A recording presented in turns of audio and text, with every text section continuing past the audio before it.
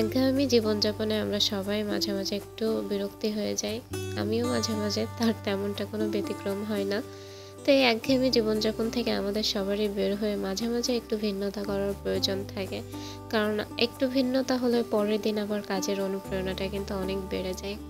আসসালামু আলাইকুম, welcome back to my channel. কাছে দূরে যে যেখান থেকে আমার ভিডিওটি দেখছেন সবাইকে আমার মনের অন্তর থেকে অনেক বেশি ভালোবাসা আর দোয়া। আশা করি সবাই আল্লাহর রহমতে অনেক ভালো আছেন। আমিও ইনশাআল্লাহ আপনাদের দোয়াই এবং আল্লাহর অশেষ রহমতে আলহামদুলিল্লাহ অনেক ভালো আছি। চলে এসেছি নতুন দিনের নতুন আরেকটা ভিডিও আপনাদের সাথে শেয়ার করতে। আপনাদের ভালোবাসা, আপনাদের সাপোর্ট সব কিছু আমাকে সামনে এগিয়ে নিয়ে যাওয়ার জন্য অনেক বেশি অনুপ্রেরণা যোগায়।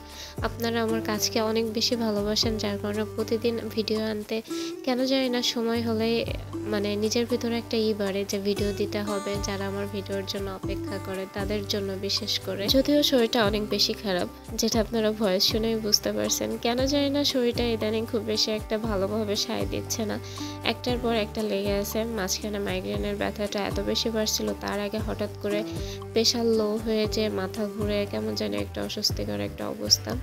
তো সেসবগুলো আজ 2 দিন কাটিয়ে উঠতে না উঠতে আজকে সকাল থেকে আবার দেখতেছি গলা ব্যথা, সর্দি কাশি লেগেই আছে। গলাটা একটু ভার ভার লাগছে।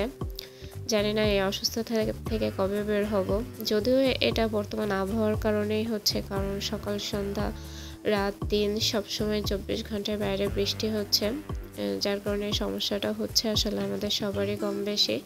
তো এখন আমার পরিবারে আমি শুরু হইলাম, জানি না আমার থেকে আসলে আর কারোর হবে কিনা, কারণ এখন বর্তমানে কোনো ফ্যামিলিতে একজনের দেখা দিলে দেখা যাচ্ছে তার সাথে সাথে আরও কয়েকজনের হয়ে যাচ্ছে, এরকম একটা অবস্থা। তো সকালে ঘুম থেকে উঠে প্রতিদিনের মতো টেবিলটা ক্লিন করে নিয়ে তারপরে হচ্ছে রুটি ভাজতে আসলাম। গতকালকে তো দেখছিলেন রুটি ফ্রোজেন করে রাখছিলাম, তো সেটা যদি আপনাদের ভাইয়া সকালে ঘুম থেকে উঠে আমাকে বলছিল যে আজকে রুটি করতে হবে না, একবারে খিচুড়ি করো, সকাল দুপুর হয়ে যাবে। তবে কেন জানি না আমার হচ্ছে খিচুড়ি ভালো লাগছিল না, তো তাকে মাথায় হাত বলে একটু বুঝিয়ে বললাম খিচুড়িটা দুপুরে করি, এখন রুটি করি। কালকে ডাল পুরিটা আছে, ওইটা দিয়ে রুটিটা বৃষ্টির সময় অনেক ভালো লাগবে। তো আসলে তাকে হাত বুলিয়ে আমার বলা লাগে না, সে আমার ভালো লাগা খারাপ লাগা সব কিছুই বুঝে আলহামদুলিল্লাহ। তো সে আমাকে বললো আচ্ছা ঠিক আছে করো, তো সমস্যা নেই। তো সকালে নাস্তা করে তারপরে এই যে খিচুড়িটা রান্না করলাম। আসলে আজকে আমি তেমন কিন্তু কোনো রান্না বান্না আপনাদের সাথে শেয়ার করব না। আসলে আমাদের সবারই প্রতিদিনে কিছু কিছু কাজের ভিন্নতা আনা উচিত। যেমন আজকে আমি কিন্তু দুপুরে কোনো রান্নাই করিনি, শুধুমাত্র এই খিচুড়িটুকু ছাড়া। কারণ খিচুড়ি দিয়ে শুধু কিন্তু খাওয়া হয় না, পাশাপাশি যে কোনো গোশ বা ডিম যে কোনো একটা কিছু রাখতে হয়। আমি আজকে কিছুই করি নাই, কারণ আমার বড় জার বাসায় গতকালকে মেহমান ছিল, তো রান্নাবান্না হয়েছিল। বড় যা হচ্ছে গরু গোস্ত পাঠাই দিছে, পোলাও পাঠাই দিছে, তো সেগুলো গরম করে রুহি রাব্বুর হয়ে যাবে, বা ওরা যদি খিচুড়ি খায় গোস্ত দিয়ে মোটামুটি আলহামদুলিল্লাহ আমাদের দুপুরে হয়ে যাবে। তো সেই চিন্তা করে দুপুরে আর কোনো রান্না বান্না করি না। রাতে যদি শর্ট পড়ে তো তখন ডিম ভাজি একটু মরিচ ভর্তা করে নিব। বিকালবেলা বাইরে আসছিলাম, বাইরে বলতে বারান্দায় আসছিলাম। এসে বাইরে দেখি তো একদম অন্ধকার হয়ে গেছে, সবেমাত্র বাজে 4:30, কিন্তু বাইরের অবস্থা দেখে মনে হচ্ছে এখনই মাগরিবের আজান দিবে, এমন একটা অবস্থা।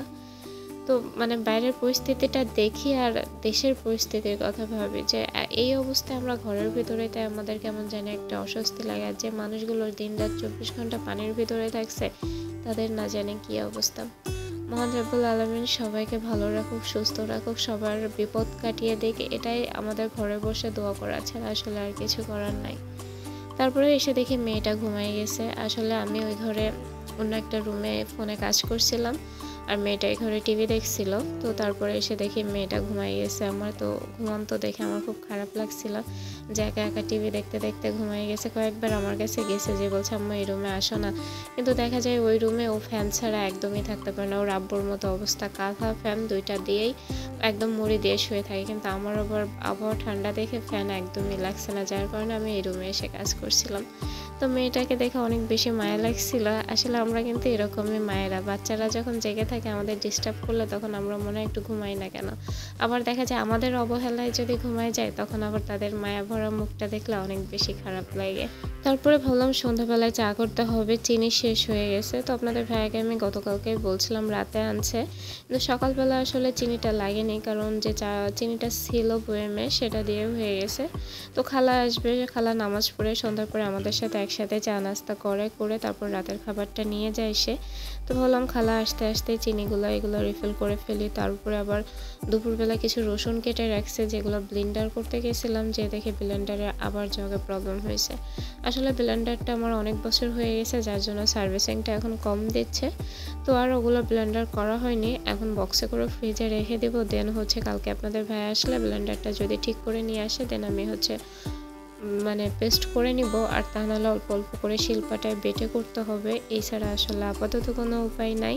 এই মুহূর্তে যে সকল আপু এবং ভাইয়েরা আমার ভিডিওটা কন্টিনিউ করছেন তারা যদি এখনও লাইক না দিয়ে থাকেন তাহলে প্লিজ লাইক দিয়ে তারপরে ভিডিওটা শেষ করুন।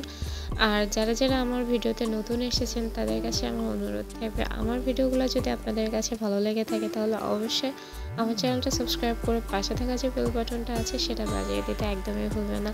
আর আমার ভিডিও সম্পর্কে যদি কোনো মতামত থেকে থাকে অবশ্যই কমেন্ট বক্সে জানিয়ে দেবেন। ইনশাল্লাহ সেই মতামতের উপরে গুরুত্ব দিয়ে আমি নেক্সট ভিডিওগুলো তৈরি করব, বা আমার কোনো ভুলগুলো থাকলে সেগুলো শুধরিয়ে নেব। খালা চলে আসছে, অলরেডি নামাজও পড়তে গেছে। তো খালা নামাজ পড়তে দেখে আমি তাড়াতাড়ি করে চা বানিয়ে নিলাম। গতকালকে খালাকে চা দিতে পারি নাই, কারণ চিনি শেষ হয়ে গেছিলো। আপনাদের ভাইকে আমার বলতেই মনে ছিল না দিনের বেলা, পরে অবশ্য অফিস থেকে আসার সময় আনছে। যাই হোক, এই জন্য আজকে তড়িঘড়ি করে আগে চাটা বানিয়ে নিলাম, কারণ মুরব্বী মানুষ, তাকে কিছু খেতে দিতে না পারলে আমার ভীষণভাবে খারাপ লাগে।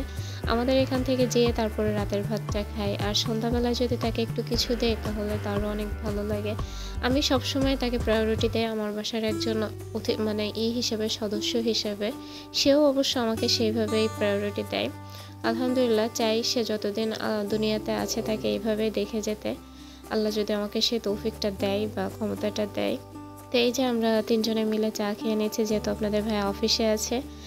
আর খালা হচ্ছে খাবার নিয়ে এখান থেকে চলে যাবে। রাতে আসলে আমার এখানে থাকে না, সে সকালে 12টার দিকে আসে, দুপুর 12টার দিকে এসে ঘরটা মুছে দিয়ে খাওয়া দাওয়া করে গোসল নামাজ কালাম সব আমার এখানেই করে হচ্ছে বিকালবেলা চলে যায়। দেন আবার হচ্ছে সন্ধ্যাবেলায় আসে।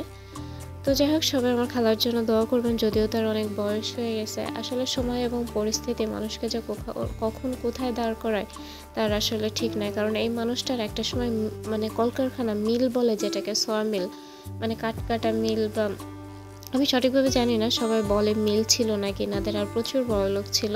তো সেখান থেকে আজকে এই অবস্থা। যাক, আল্লাহ কখন কাকে কি করে কিছুই বলা যায় না। আর এই যে খালা ভাত নিয়ে চলে যাচ্ছে এখন এই অন্ধকার বৃষ্টির ভিতরে।